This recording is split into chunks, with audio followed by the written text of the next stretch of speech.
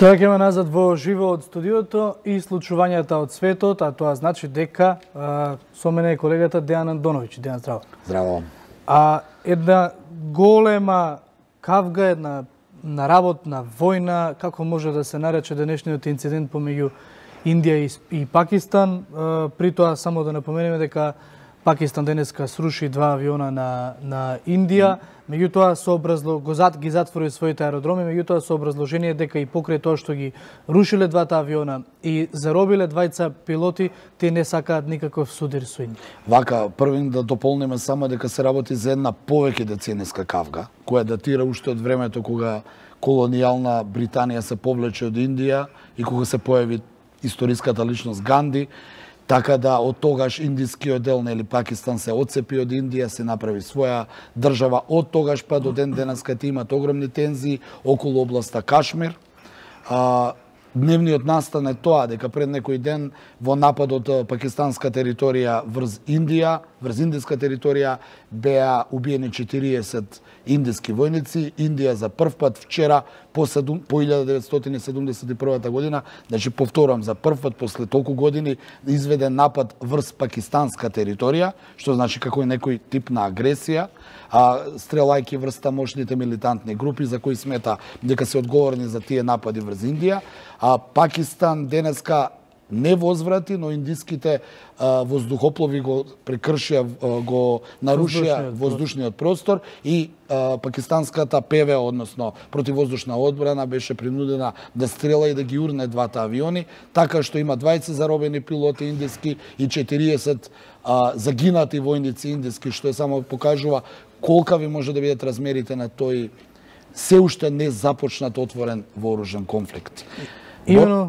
Сакав само да докажам дека борбата е околу Кашмир, нели, околу тој дел, таа линија на разграничување, така да таму тензиите се долги децении и ќе бидат веројатно уште толку. Во сите овие тензии, пак над Кашмир денеска се урна и хеликоптер на Па дополнително, да. Меѓутоа тој не се поврзува со... Не се поврзува, бидејќи кога има воени действија, нели сме биле сведоци дури на американската армија и на руската армија, кога се трупа воена сила, кога се трупа на еден дел, се случуваат и такви несреќи, паѓаат и хеликоптери и авиони. Уривањето на хеликоптерот само дополнително може да го изнервира Њу Делхи, кој сакал да признае или не, индиците и индиската армија огромни жртви изминативе неколку дена во воена смисла, бидејќи загубија доста војници. Ако зборуваме за ингеренции, ако Пакистан го направи тоа што го направи, од друга страна премиерот на Пакистан Имран Кан вели историјата не учи дека војните не се добра работа, затоа не сакаме да имаме војна со Индија, им подаваме рака. Како би се одвивале односите?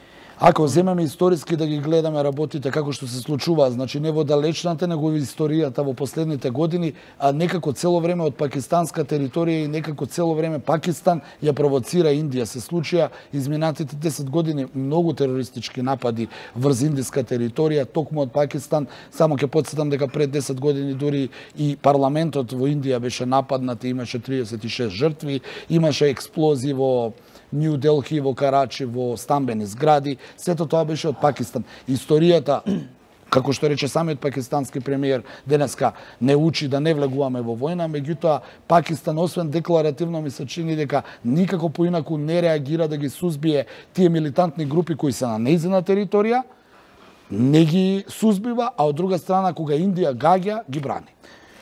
Во деновите кои што следат, секако ќе ги проследиме реакциите, мора да има реакции од големите сили за... Веќе има реакции, само ќе ти дополнам и САД, оние, нели, дипломатски реакции, САД, Кина и Русија ги повикаат двете страни на смиреност, не случајно на смиреност, бидејќи се работи, ќе повториме, за две нуклеарни сили, кои доколку дојдат во воен конфликт, сите ќе испаштаме, и само да дополнам дека Индија и Пакистан се огромни држави, практично зафаќаат 1/4 од вкупната популација. Ако дојде војна помеѓу Индија и Пакистан, ќе се вмеша и Кина, ќе се вмешаат и големите сили, може да веќе сите страдаме. Во секој случај. Да. За следнава тема, средбата на Доналд Трамп со Ким Јонг Ун, ќе се навратиме неколку, односно година дена наназад, кога почнаа тензиите помеѓу двете држави, па кога Трамп го нарекуваше малиот човек ракета.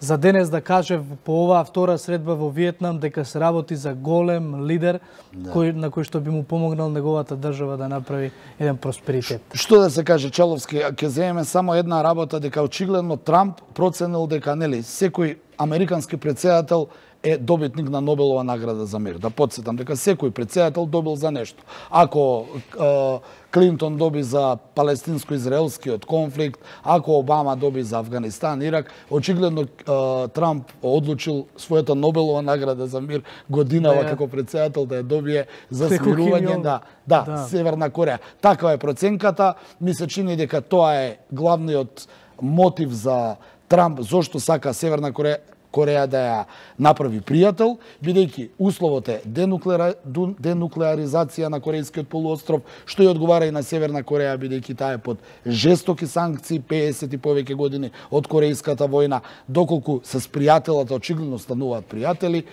Ќе бидам слободен и ќе кажам, Доналд Трамп ќе добие Нобелова награда за мир, а Ким Јонг Ун ќе бидат симнати санкциите и ќе можат севернокорејците конечно нормално да живеат. Па да, може ќе биде и Нобелова награда во пар.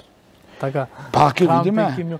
А интересно е зборовите кои што ги користи, а ние знаеме дека Доналд Трамп не користи зборови случајно. Да. Овие за оваа посета, за оваа средба со Ким Јонг Ун вели честе да се биде со претседавачот Ким и честе што сме заедно во Виетнам. А ќе дополнам само дека пред да се сретнат... Ова во конотација на твојата Нобелова награда. Да, а пред да дојде во својот традиционален манир преку Твитер напиша дека Северна Кореја чека гениалната иднина, доколку се согласи да прекине со нуклеарниот програм, а нуклеарната програма, а дефинитивно Ким Јонг Ун и вети дека ќе ја денуклеаризира Северна Кореја. И јас повторно ќе кажам, очигледно плановите за Кореја се после толку години да се обединат корејците и да биде една држава со два системи. За крај само имам едно прашање. Се знае ли зошто баш Виетнам е местото каде што се среќаваат? Па Виетнам треба да знае символично. Да, треба да знаеме сите, односно Виетнам стана одедношка една од државите каде што има големи инвестиции американски. Да подсетиме дека американците прво ја почна Корејската војна 50-тите години, па Виетнамската војна 60-тите. Комунистичкиот режим во Виетнам остана. Може да е символ. Символ е секако, но повторно ќе кажам, денеска главниот град Ханој на Виетнам е нешто како што во 40-тите години беше Казабланка, односно разузнавачки центар, бидејќи американците сватија дека што поблиску и што попријателски се однесуваат кон државите во близина на Кина, толку повеќе ќе можат да влијаат превентивно при евентуални некои кинески несакани дејствија. Беше тоа Дејан Андоновиќ, човекот кој што одблиску ги следи случувањата во светот. Секогаш имаме анализи во ова студио, така ќе продолжи и утре, ќе продолжи и во петок и секоја работна недела која што следува. Дејан, ти благодарам. Благодарам. Овде ние се одјавуваме и со Јана се враќаме некаде пред 17 часот.